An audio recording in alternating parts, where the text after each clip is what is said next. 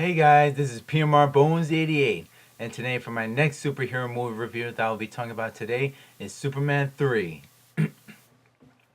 After from the first two Superman movies, they became a huge successful. So it was time to make a third Superman, I guess. So the returning cast, of course, Christopher Reeve comes back as Clark Kent and Superman, and guest starring Richard Pryor.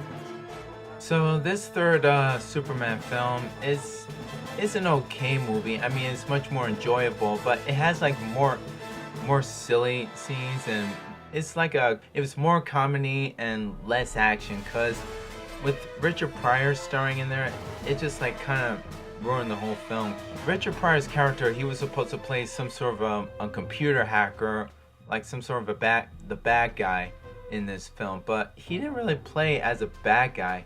He doesn't really play as a bad guy. He was much more of a silly, clumsy guy, but up to the ending he does turn good and he helps and saves Superman at the end of the movie.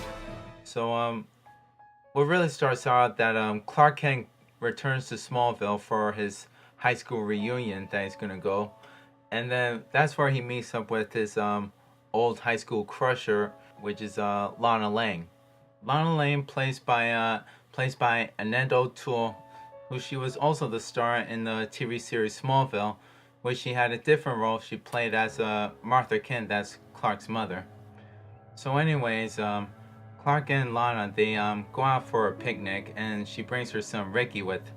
Ricky runs around at the cornfield, and then he slipped and fell and hit his head by the rock and almost get killed by one of those tractors, and that's where Superman shows up and saves Ricky. Up to the next scene, they have a ceremony celebrating for saving Lana Lang's son. Already, I mean, you just saw the guy just for a few seconds ago. I mean, a ceremony? Really? Richard Pryor, which he shows up he shows up in his some sort of a army uniform, which he was supposed to be as a colonel with the whip. That's up to that point, that's ruining the film. He just ruined the whole movie. He was trying to take it seriously, but seriously, he was trying to make everybody laugh. I bet everybody just laughed up to that scene, because it probably took 4 or 5 scenes to not to laugh and try not to make it so silly. So he gives Superman this some sort of a weird looking diamond, weird looking crystal, which is supposed to be kryptonite, and try to kill Superman. But at that point, Superman wouldn't have felt it. He wouldn't have felt like he wouldn't have got killed. It wasn't, somehow it didn't do anything to him, not yet. It was actually a new kind of a kryptonite, give him now Superman was given an attitude adjustment. His attitude was becoming more aggressive. He was starting to get lazy and a mean badass Superman.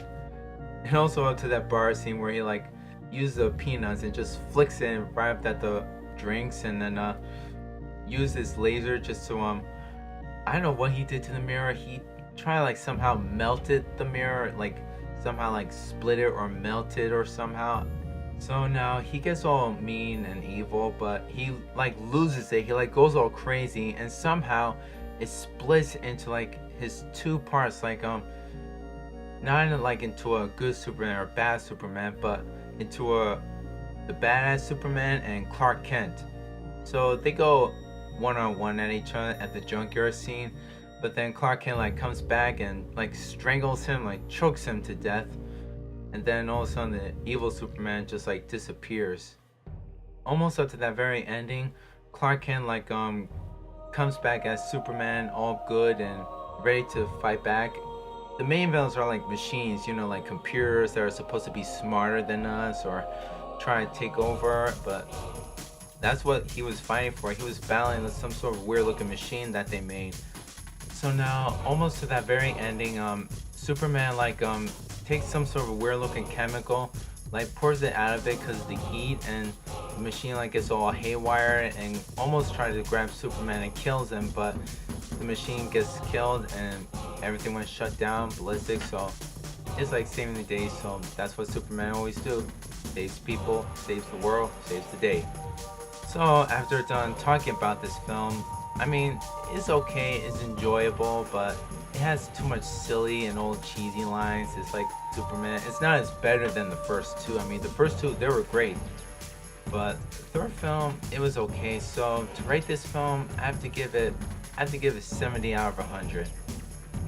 I might get it just for the fun of it, just to watch it, just to enjoy.